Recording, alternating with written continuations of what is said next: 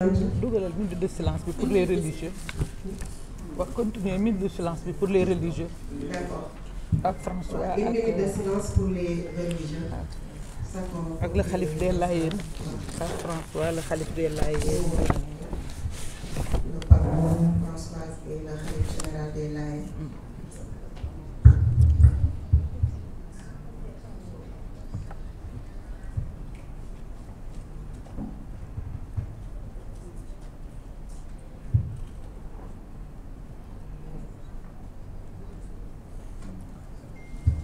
Merci beaucoup.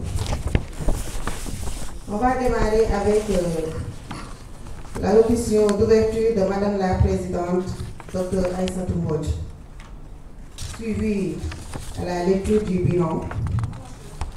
Après, on va aller sur la session interactive avec les journalistes, puis la lecture de la résolution. Merci beaucoup. Madame la Présidente, vous avez la parole. Je vous remercie.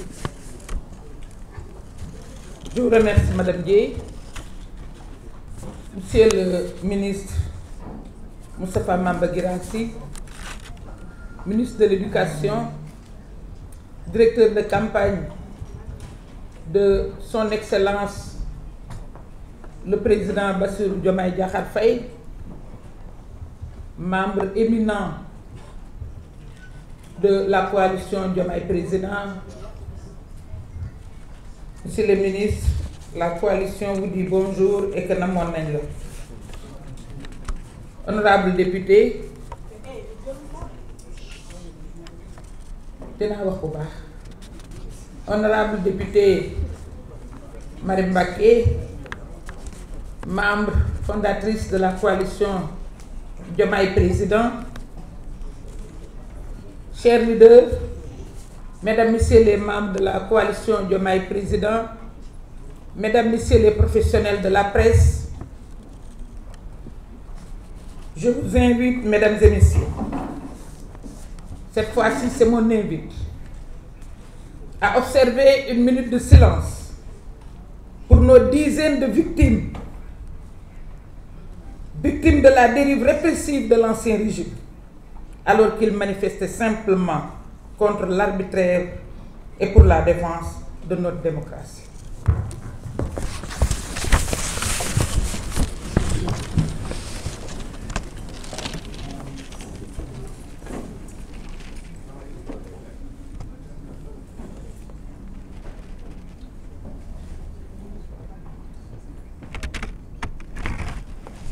Je vous remercie.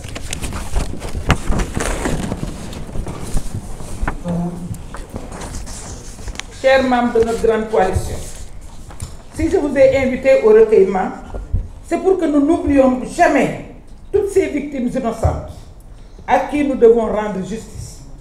C'est la raison pour laquelle, à la suite du président de PASTEF, les Patriotes et Premier ministre, M. Ousmane Sonko, nous devons saluer la décision rendue par le Conseil constitutionnel à propos de la loi interprétative de la loi d'amnistie votée en mars 2024. En initiant cette proposition de loi interprétative, la seule et unique préoccupation du groupe parlementaire PASTEF les Patriotes est que les exactions, les actes de torture et de tuerie du régime de Macky Sall ne restent impunis. C'est en cela que la décision du juge constitutionnel nous conforte et nous réconforte, nous, membres de la grande coalition Diomaye Président. En rappelant très clairement dans son considérant 31 que l'assassinat, le meurtre, la torture, les actes de barbarie, les traitements inhumains, cruels ou dégradants sont des crimes imprescriptibles qui ne peuvent être couverts par une loi d'amnistie. Le Conseil constitutionnel répond à notre seule et unique préoccupation. Il souligne sans équivoque que leurs auteurs et leurs commanditaires ne resteront pas impunis, contrairement à une certaine opposition, qui, en évoquant avec mauvaise foi manifeste l'amnistie générale, cherche au mieux à faire de la récupération politicienne, au pire et à soustraire les auteurs de ces crimes à l'action de la justice. Que dire de ceux qui en parlent alors qu'ils n'ont aucun intérêt à agir. Il y a quelqu'un qui se réclame de la nouvelle opposition. Du temps de F24, certains membres de F24 sont là. Quand on a parlé de dénoncer la détention arbitraire des détenus politiques, il a refusé. Il a refusé de se prononcer. Moi, personnellement, j'ai appelé à l'instant l'actuel président qui siégeait au nom de PASTEF pour lui dire le PASTEF à se retirer de ça s'ils ne veulent pas condamner la détention arbitraire et condamner les réprimandes qui tuaient nos fils. C'est tout récent, c'est un passé très récent. Donc, parlant de cette opposition, d'ailleurs, que reste-t-il de cette opposition désarticulée, en quête de survie, si ce n'est la calomnie, la médisance, la désinformation, la manipulation, la mauvaise foi? Nous ne sommes pas dans le registre de l'invective, nous sommes dans celui de la responsabilité. Nous opposons la vérité aux manœuvres, nous opposons la souveraineté aux intérêts masqués et nous opposons le projet au bavardage. Car pendant que certains parlent, le Sénégal agit. Voilà pourquoi nous félicitons et encourageons certaines organisations de la société civile qui ont décidé d'accompagner et d'assister les familles des victimes afin que leurs bourreaux soient identifiés, jugés et punis selon la loi. C'est cette même obligation de rendre compte qui incombe aussi à tous ceux qui ont profité de leur position privilégiée sous l'ancien régime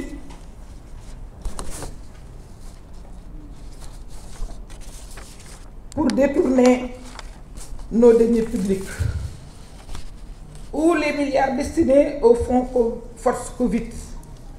Parlons du dossier fonds Force Covid.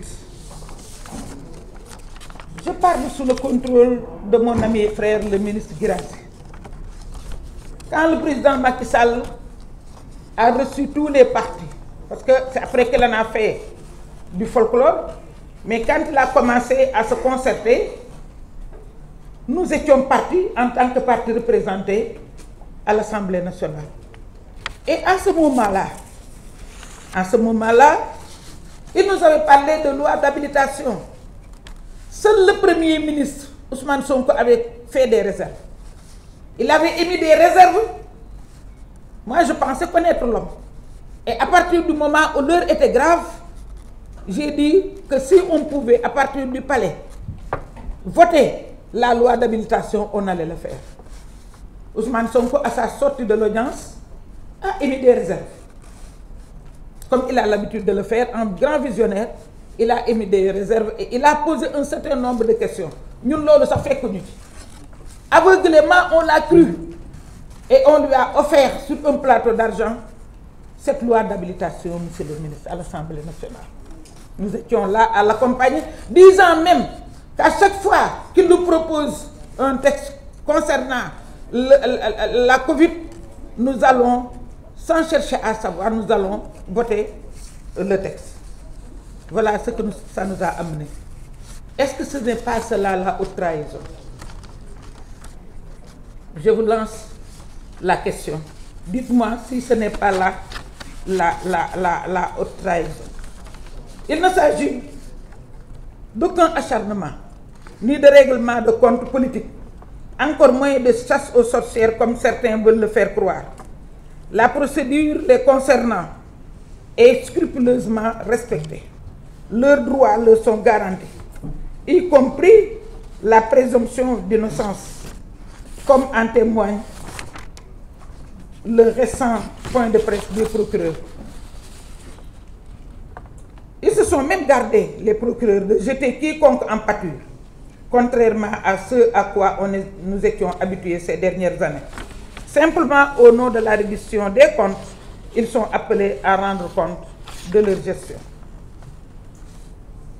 Ils soulignent sans équivoque que leurs auteurs et leurs commanditaires ne resteront pas impunis, contrairement à une certaine opposition qui, en invoquant une mauvaise foi manifeste, l'amnistie générale, cherche à nous faire oublier ce qui s'était passé.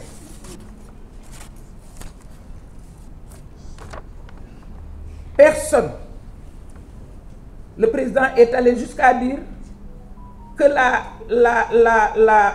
que le peuple revendique son droit à la justice. Pourtant, il peut donner des instructions, mais il ne l'a pas fait. Donc, on ne peut pas suspecter la main de l'exécutif dans ces dossiers concernant les anciens tenants du pouvoir. Au contraire, c'est la première fois qu'on voit une coalition au pouvoir avouer ouvertement ne pas pouvoir interférer dans le fonctionnement de la justice, sous la pression des populations qui réclament un traitement plus rapide de tous ces dossiers. C'est la preuve la plus éloquente de la rupture dans notre système judiciaire.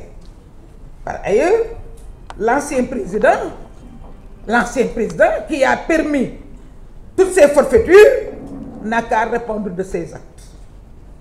Et nous sommes très à l'aise pour le dire et honorable, vous encourager.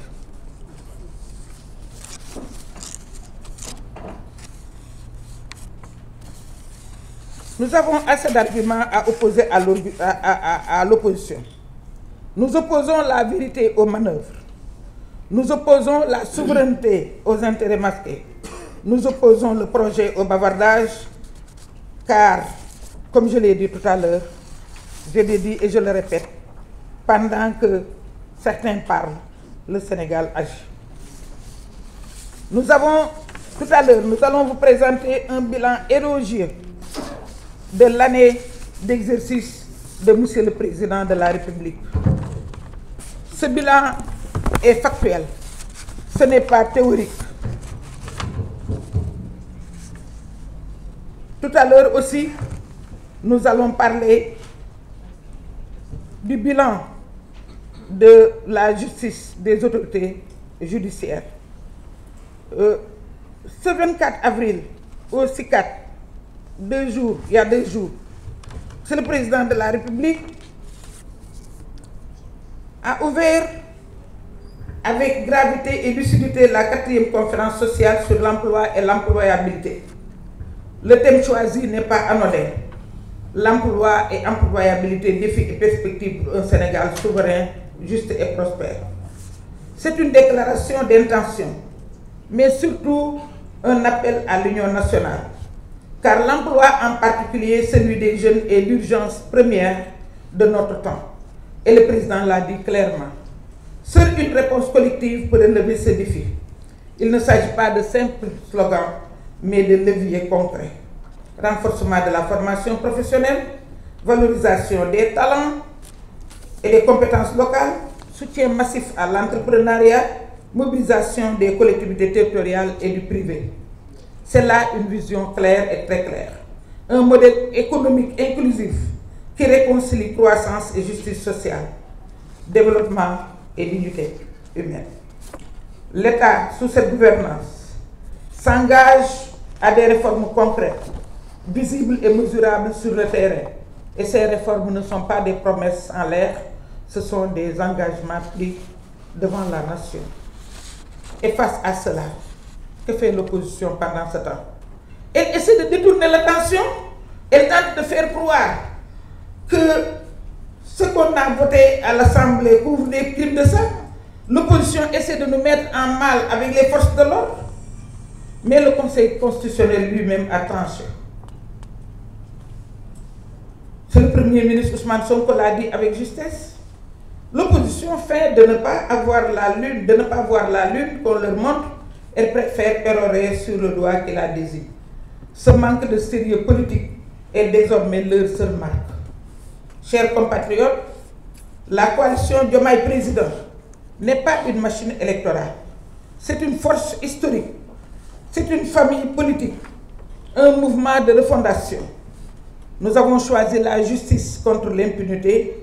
Nous avons choisi la vérité contre la rumeur. Nous avons choisi la dignité contre la soumission. Notre projet est structuré, cohérent, porté par un leadership multiple et fort. Le président Bassirou Diomaye Faye, garant de l'État. Le Premier ministre Ousmane Sonko, éclaireur de la voie. Et nous, la coalition, engagés sur tous les fronts, à chaque poste, dans chaque région, jusqu'à Kédougou. Dans chaque secteur, nous agissons. Je le dis en mon nom propre et au nom de tous les leaders. Nous sommes les gardiens de cet élan.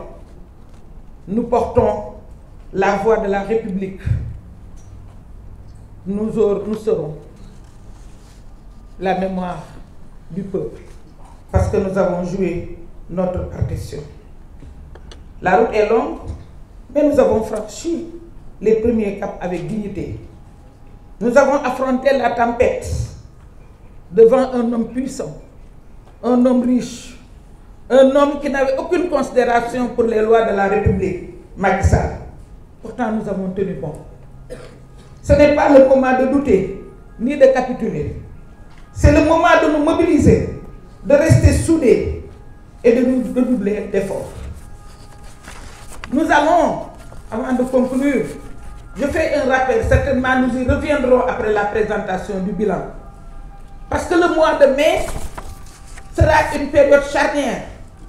Déjà le 1er mai, le monsieur le président l'a annoncé avant-hier, va recevoir le cahier de doléances des syndicalistes. Pourtant, il respecte la tradition, mais toute l'année, il a conservé les relations, lui et son premier ministre, avec les syndicalistes. Le dialogue n'a jamais été interrompu. Pour la première fois au Sénégal, où le président ne voyait les syndicalistes que le 1er mai. Goulet. Et non seulement ce sera une période charnière, mais ce sera la période pendant laquelle le dialogue social est convoqué. Le dialogue social, parlons-en. Vous pouvez être les maîtres. Nous sommes en démocratie. Tous les partis seront invités. Mais vous, de la coalition Diomaye Président, commencez à réfléchir. Commencez à faire des propositions. Soyez une force de proposition. Parce que vous allez jouer un grand rôle pendant ce dialogue. Donc, personne ne vous laissera en rade. Le président Diomaye fait encore moins. Donc, je pense que vous avez une partition à jouer. J'avais écrit beaucoup de choses, mais je n'aurai pas le temps de tout dire. Peut-être nous reviendrons à tout cela pendant les débats. Monsieur le ministre, mesdames, messieurs, chers leaders, je vous remercie. Maintenant, li ma leen doon bëgg a ñaan commencé wu ma ko wante bu leen ma ci topp parce que sénégalais dañuy déglu te wax ji dafa bëri sos yi bëri kon ñun dañu war a wax sénégalais ci li ñu dégg muy wolof wax ak ñoom wolof bu wér ndaxte nag su dee rusul tàgge du rus te tubaab mooy wax naan si le mal a toutes les audaces le bien doit avoir tous les courages. sos yi dafa war a jeex xas yi dafa war a jeex saaga yi dafa war a jeex te day jeex parce que yéen gor yi toog da ngeen a am ay argument seen premier argument mooy da ngeen a wuti woon am te loolu la jàmbaar di wut ba ngeen amee da ngeen a ñibbisi nekk ci biir Diomaye président di liggéey kon am ngeen ay argument yu ngeen faire valoir am ngeen du ngeen mën a wax waa Sénégal te nag ba ngeen ko mënee wax waa Sénégal itam da ngeen a liggéey ndaxte yow boo demee ca baykat yi ñun am nañ lañ leen di wax 100 millions la fi Macky Sall bàyyi woon après ñu ñëw ñetti weer avant nawet indi 120 milliards bërki dee Mbodj Ndiaye 130 milliards la ñu annoncé te bàyyiwuñu kenn gouvernement bi dafa toog monsieur le ministre a ngi nii DRG sax dañ leen ni am ngeen nu ngeen ci war a def ñu génne 9 milliards def ci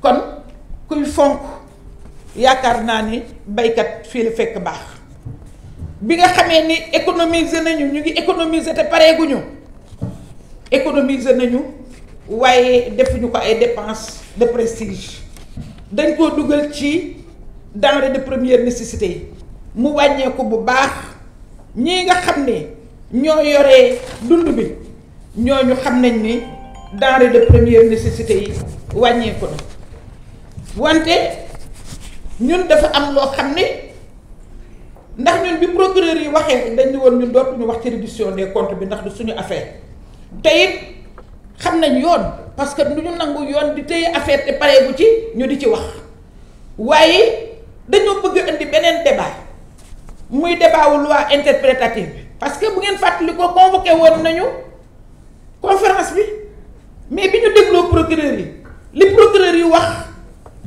dal xel ñëpp dañ ne dañu teg ci suuf parce que bu ñu ci waxaatee day mel ni dañ koy politiser mais bi conseil constitutionnel génnee areem nag ñu bëgg a nekk di cali ci kaw nit ñi tàccu leen fecc leen na leen lew waaye ñun ñii xam nañ liñ doon wut ñun luñ doon wut mooy mu leer ni benn loi d'amnistie du effacer rey ñu rey nit ñi benn loi d'amnistie bi du effacer torture bi ñu torture ñun lu ñu bëggoon am nañ ko te ñun loolu kese lañ doon wut wutuñu woon leneen mu leer loolu dong lañ doon wut ba ñuy soutenir loi interprétative bi yàlla dogal na am nañ ko waay ku xeebul sa noos kenn du la dàq noos te ñun suñu noos mu ngi yem ci lenn li article li article 31 bi nga xam ni moom le conseil constitutionnel wax ñun foofu dong doy nañu kon su fekkee ne tey dañuy wax bilan te bëgguma anticiper ci li nga xam ne docteur Kady dina ñëw wax ko léegi parce que moom mooy wax bilan bi moom Mame Diarra Fam loolu dama ni dañuy sant yàlla am nañ bilan ku am argument nag doo xuloo ku amul argument parce que ku amul argument daf naan nañ ko soow rek dëgg réer mu jàpp ko nag ci saaga te loolu dootuñu ko may kenn jàpp ko ci xaste te dootuñu ko may kenn parce que làmmiñ du wann moroomam jàpp ko ci sos te loolu dootuñu ko may kenn kon loolu su fekkee ni ñun boobu opposition la ñu yàlla wërsëgale nañ ko jël suñu wërsëg la waaye nag dinañ xam nan lañ leen di teeroo kon lii nga xam ni procureur yi wax lañ ko ñun duñ ci dellu si ndax yëfu justice la ñoom rek la ñoom ñoo ciy wax waaye loi interprétative bii nga xam ne wax nañ ko ba pare ñu bëgg cee mooy di indi ñi nga xam ne nag waruñu ci woon a wax parce que même ñu tuddoo seen bopp opposition di wax ci loi d'amnistie bi dañu nekkoon ak moom ci benn cercle bu tudd F24 ñi nekk F24 ñu ci bëri ñu ngi fii ci Diomaye président fekke nañ ko ci suñ seen kanam maître ñu taxaw ni suñuy ay résolution buñ ci bind les détenus politiques suñu ay résolution bu ñu dénoncé ñi ñu ay xale yi ñu jàppate defuñu dara waaye ñooñu war nañoo ñëw di waxu loi d'amnistie alors que ñu gis ay nit ñu rey leen te nanguwuñ ko war a revendiquer nit ki daal da ngay nekk yàpp wala nga nekk jën wante côté bu la neex rek boo bañee Ousmane Sonko jàkkaarloo moom ni ci opposition bi laa bokk nga xam ne Sénégalais yi ñàkk nañ fayda ba da la def opposition doo dara duñ ko nangu doo nekk benn opposition kenn xamul Njaay nga sant kenn xamul Jóob nga sant ba ñu taxawee Sénégalais yi taxaw soxla seen bopp taxawoo sa intérêt nga doon toog kon nag ñooñu mayetuñ leen dara monsieur le ministre yéen a ngi ca gouvernement ba dem leen liggéey ak jàmm ak salaam président Bassirou Diomaye Diakhar Faye war nañu yoon Ousmane Sonko ngi ànd ak yéen gouvernement ngeen nekk gouvernement choc di wàññi dund bi di ko yombal di permettre baykat yi ñu am seeni tool ñu ngi def li ñu war a def jóge nañ 100 milliards ba ñuy ñëw ba ci 120 milliards ba tey yéen ci 130 milliards bor yi nga xam ne ñaari at la woon épuré ngeen jël ngeen armée bi dem yóbbu nañ ba ca baykat yi yow mii ci sa bopp bu ñu defee bilan boo xam ne mooy bilan wu Bassirou Diomaye Diakhar Faye ñun coalition Diomaye président dañ ciy revendiquer liñ ciy war a revendiquer liñ ciy war a revendiquer mooy daaw bi ngeen di ñëw ñetti weer moo desoon ci année scolaire bi premier ministre def conseil interministériel nga def rapport bu am solo buy wane ne xam nga fi nga jëm kenn déggul dara li fi daan am amatu fi ba nit ñi di craindre année blanche on touche du bois yàlla suturaal la tey jii pare nga recrutement 2000 enseignants man mii daf jàpp naa ni ci ñi la gën a jege laa bokk xaw ma nu mu demee te xam nañ ni ñu ko daan defe nag kon ñu ngi lay féliciter bu baax a baax parce que waxtu woo posé benn acte bu am solo rek ñun dañ koy revendiquer Diomaye président parce que ci ñun nga bokk te nangu ko itam nag ndax am na ñoo xam ne bu ñu amee poste dañuy dem seen yoon wax leen yéen waa Diomaye président bis bu nekk ngeen tontu ko moom nag mu ngi fi mbokk ñoom Mertine ñii ak sunu honorable bii kon yooyu il faut que ñu relever ko ndax man moom lu ma mënula wax toog fay jooy mais ñun demuñu fenn ñoo gi yéen ñoo àndoon wuti ñoo gi yéen ñoo àndoon dellu si ñoo gi yéen la ñu àndal ñu nome ñu ñoo gi yéen ñooy ànd ñoo gi yéen ñooy continuer ba nu ko président bëggee rek bi defe ko noonu kon dinañ dellu siwaat ci bilan bi bëgguma empiéter ci discours ci présentation wu docteur Assane mais dinañ jox honorable kaddu bu ko defee honorable yéen fan yii yéen a xew waaye bala ma lay jox kaddu gi rek dama bëggoon a wax monsieur le ministre que ñu ngi soutenir ñun la coalition Diomaye président l'Assemblée nationale. man maag honorable nekkoon nañ assemblée xam nañ li assemblée mais yéen doxal leen yéen a ngi doxal bu baax a baax doxal leen honorable la parole.